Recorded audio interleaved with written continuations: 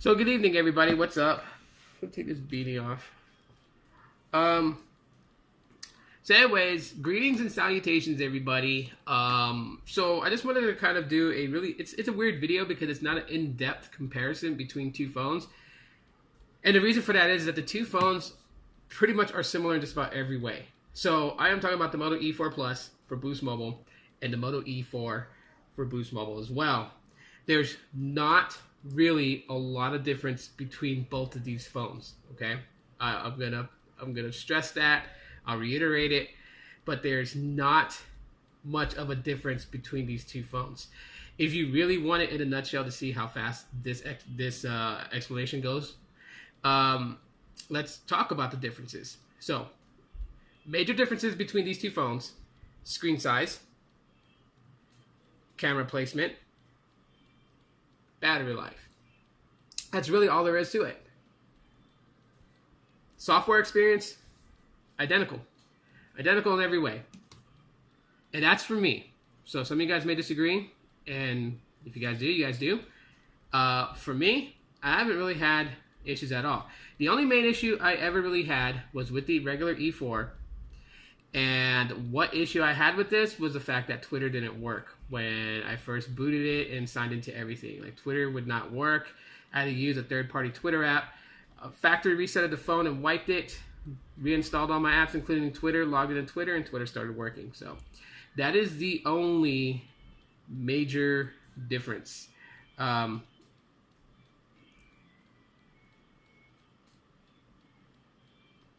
Basically, other than that, if you guys want to do, I'm just adjusting the clock widget. Well, basically, the feel of using both of these phones side by side, launching applications, it's entirely the same. There's not like a speed difference. You don't see that one is faster than the other one. You don't see any of that stuff. You wouldn't really know. I mean, the only way you would know is that the E4 Plus has a biometric reader and the E4 doesn't. That's pretty much it. Unless you bought the Verizon model, unlocked it, and brought it over to Boost Mobile, then you'll have both with biometric readers, which you could do. But I mean, the feel of both of these devices side by side and using them is no different. There's not a lot. Going into the cameras, the E4 Plus has a 5 and 13, and the E4 has a 5 and 8. But both take really good pictures. And then, like I've stressed this before, I think one of the biggest things I love about the cameras on this device is that you could adjust for low lighting.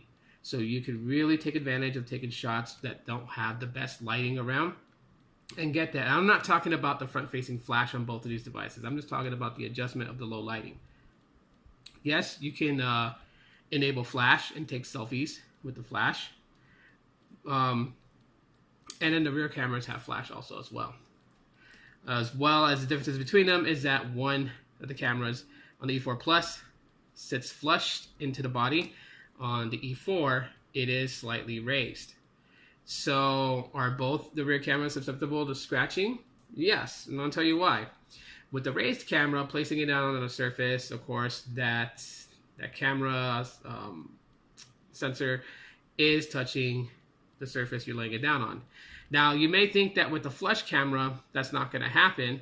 However, if the surface is gritty, like if it has like sand particles, I don't know why you would have sand particles on your desk, but if you do, then yeah, it's going to scratch. So, I guess a couple of things that I don't like that both of these phones share is the speaker itself. It's embedded, and I don't like that because lint and stuff can get inside of it, which could then muffle the sound when you're trying to listen to a call. And I know some smartphones do that, some don't. I know my Nextbit Robin kind of, it's like a mixture of both, because at the very top you have that ear speaker piece. It's got holes in it. You could definitely get lint in there, and trying to get it out by trying to use a needle to poke it, you're only going to poke it inside and have it cover the speaker even more.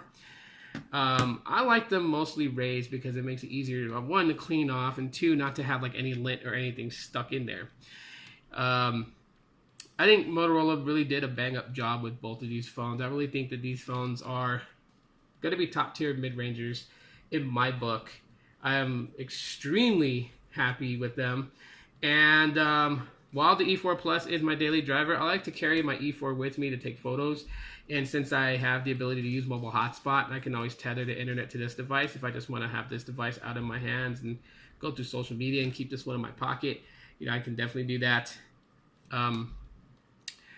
The 3.5 millimeter headphone jack placement doesn't really bother me at all whatsoever. So it doesn't kill me that it's on the top. I know some people prefer it at the bottom. And the fact that it doesn't have micro USB Type-C is not a major problem for me.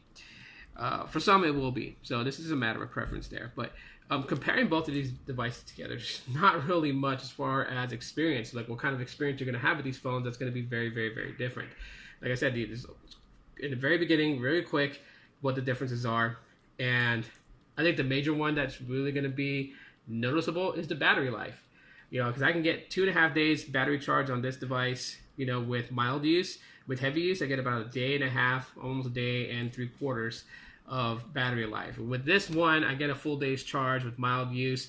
I can kill this battery in 7 hours if I'm using it heavy, and I can kill it in 4 hours if I'm using it extremely heavy. So that is the only differences really that people are going to really notice the difference between these two. I know someone's going to say one has a fingerprint reader and the other one doesn't, but that's like a subjective thing. Having a biometric reader is nice. It makes you feel like your phone has more security to it versus one that doesn't. But you still have the ability to use a PIN, and there's so many configurations of a PIN, so it's not like it's easily cracked by anyone who just finds your phone, picks it up, and decides to start tapping in numbers. So really when it comes down to it, I know someone out there is going to make a comparison video and really go in depth and talk about this and that and the third. I don't really want to waste time on that. I just really wanted to bring you guys a video and tell you guys what I felt about both of these devices. And really, as far as experience-wise, how far apart they are, which they're really not. They're very, very, very similar in the same way. And they perform the same way. So just the minor differences is really what it's all about. So in theory, when deciding between these two, it's really only going to come down to 3 questions. Form factor size, battery life, biometric reading. That's really. Now, unless you're on Verizon, then the biometric reading gets thrown out because both the E4 and the E4 Plus on Verizon have a fingerprint reader. So it's just going to really be about size then. But on Boost Mobile side and Sprint side, yeah, that's really what's going to boil down to. Is just what matters mostly to you. Do you need more battery? Are you person, especially if you're like me who plays Pokemon Go, then you're going to want something like the E4 Plus that has good battery life. So when you go out there to play Pokemon Go, because Pokemon Go can kill your battery, you can go out there and catch all the Pokemon that your heart desires and play all the raid battles and try to get all the rare ones caught and still have battery to make it through the day. So anyways, guys, that's pretty much it for my video. If you guys enjoyed this video, guys, can let me know by smashing that like button. And yeah, that's pretty much it for right now. So thanks for watching. And yeah, I'll talk with you on the next one. Bye.